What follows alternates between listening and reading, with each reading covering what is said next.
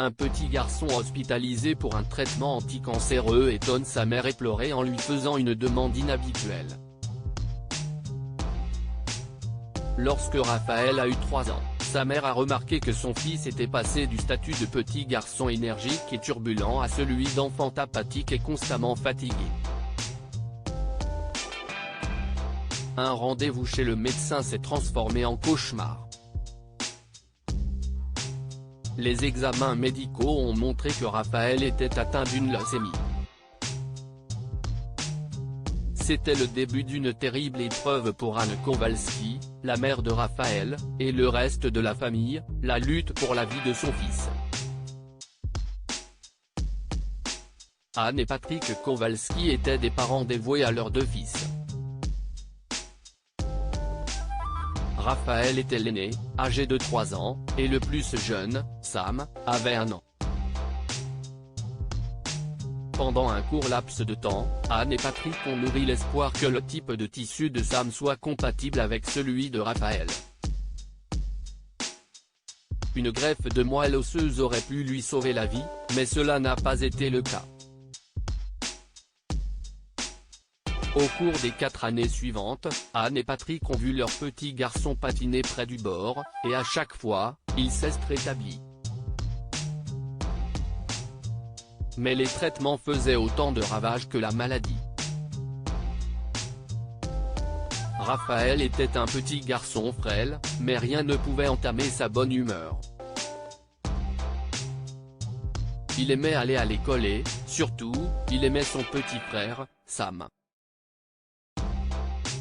Les deux étaient inséparables, les meilleurs amis du monde. Sam adorait Raphaël, et tout ce qu'il faisait, c'était pour son grand frère.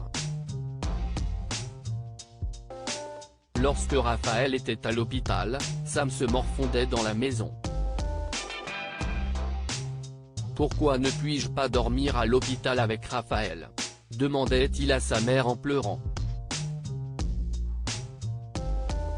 Si est mon meilleur ami. Chérie, » a dit Anne avec douceur. Raphaël a besoin de se reposer, mais demain, je t'emmènerai lui rendre visite. Quand Raphaël a eu presque 8 ans, les choses se sont très mal passées.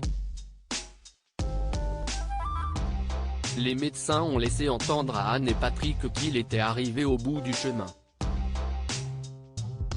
Raphaël semblait sentir à quel point il était malade. « Maman, a-t-il dit, tu te souviens de Tommy? Ce gamin de l'Ohio qui avait cette super PlayStation ?» Anne s'est effectivement souvenue de Tommy. Tommy était dans le même service que Raphaël, et il était décédé. « Bien sûr, a-t-elle dit en souriant. Je me souviens de Tommy.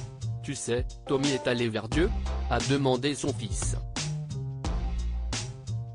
Anne a ressenti une vive douleur dans son cœur et ses yeux se sont remplis de larmes. « Oui, chérie, je sais, » a-t-elle répondu. « Eh bien, sa mère a beaucoup pleuré, » a dit Raphaël. « Je voudrais te demander quelque chose. Tout ce que tu veux, chérie, » a murmuré Anne. « Maman, si je vais vers Dieu, je ne veux pas que tu pleures trop, juste un peu, sinon mon petit frère aura peur, » a dit Raphaël sérieusement. « Il aura besoin de toi parce que je suis son meilleur ami. » Anne s'est mise à sangloter et à entourer son fils de ses bras. « Oh, mon bébé, » s'est-elle écriée. « Ne t'inquiète pas pour ton petit frère. Je te promets que je prendrai soin de Sam. » 2 jours plus tard, les médecins ont décidé d'administrer à Raphaël un nouveau traitement qui, heureusement, a fonctionné. Raphaël est entré en rémission et, 6 mois plus tard, il avait retrouvé son énergie et sa joie de vivre.